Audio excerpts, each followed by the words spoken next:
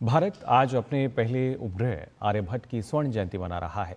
19 अप्रैल 1975 को सोवियत संघ की मदद से प्रक्षेपित इस उपग्रह ने भारत की अंतरिक्ष यात्रा में अहम भूमिका अदा की है। आज यदि दुनिया भर में इसरो की पहचान है तो उसके पीछे भी आर्यभट्ट की अहम भूमिका है। आर्यभट्ट की स्वर्ण जयंती पर देखिए डीडी न्यूज की एक खास रिपोर्ट।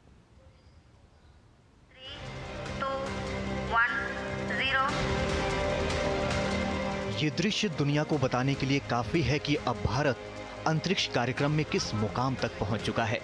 साइकिल पर रॉकेट ले जाने से लेकर इंसानों को अंतरिक्ष में भेजने तक भारतीय अंतरिक्ष कार्यक्रम ने बदलाव के कई दौर देखे हैं।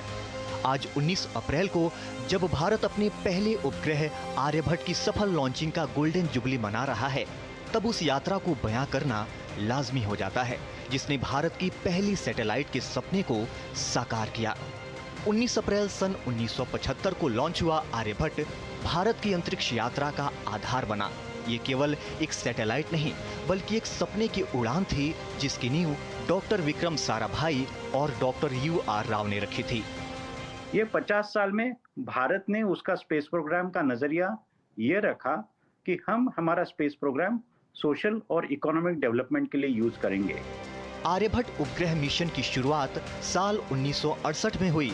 तब डॉक्टर विक्रम साराभाई ने अमेरिका में लेक्चरर के तौर पर काम कर रहे अपने छात्र UR राव को इस मिशन को लीड करने को कहा। डॉक्टर साराभाई की देखरेख में राव 20 इंजीनियर्स की टीम के साथ भारत के पहले सैटेलाइट की खाका तैयार करने में जुट गए। ये वो दौर था जब स्पेस मिशन के लिए भारत के पास न तो संसाधन थे न अनुभव, अगर कुछ था तो सिर्फ और सिर्फ हौसला और विज्ञान में विश्वास। राव की टीम ने 100 किलोग्राम वजनी सैटेलाइट तैयार करने का निर्णय लिया। हालांकि बाद में तकनीकी और रणनीतिक कारणों से इसका वजन 350 किलो तक पहुंच गया। महान खगोलविद और गणितज्ञ आर्यभट्ट के नाम पर निर्मित इस स्वदेशी सैटेलाइट को बेंगलोर के पास पीनिया में इसरो के वैज्ञानिकों ने कड़ी मेहनत से तैयार किया था। 19 अप्रैल सन 1975 को स्वदेश में निर्मित आर्यभट्ट को सोवियत संघ के वोल्गोगार्ड लॉन्च स्टेशन से कॉस्मोस 3M रॉकेट से सफलतापूर्वक लॉन्च कर दिया गया। हालांकि लॉन्च के 4 दिन बाद ही कुछ तकनीकी कारणों से सैटेलाइट से संपर्क टूट गया। हालांकि बाद में संपर्क फिर से जुड़ गया। रिजर्व बैंक ऑफ इंडिया ने इस ऐतिहासिक दिन को सेलिब्रेट करने के लिए 1976 और 1997 में 2 रुपए के नोट पर इस सैटेलाइट की तस्वीर छापी।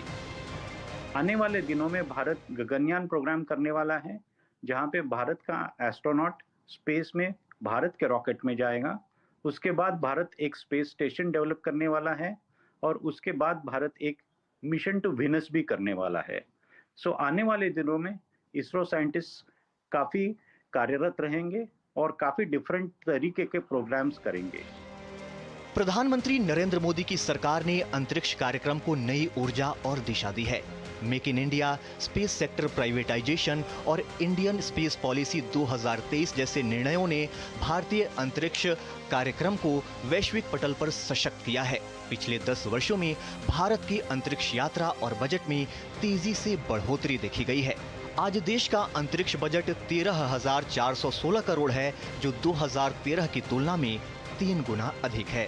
किसी ज़माने में स्पेस टेक्नोलॉजी के लिए पश्चिमी देशों पर आश्रित रहने वाला भारत अब अपनी उन्नत और सस्ती तकनीक के कारण यूरोपीय और अमेरिकी सैटेलाइटों को भी प्रक्षेपित कर रहा है।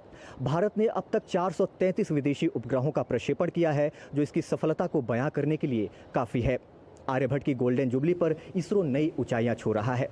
चंद्रयान, गगनयान से लेकर सूर्य मिशन तक आर्यभट्ट से शुरू हुआ इसरो का ये सफर अब अंतरिक्ष में भारत की पहचान बन चुका है।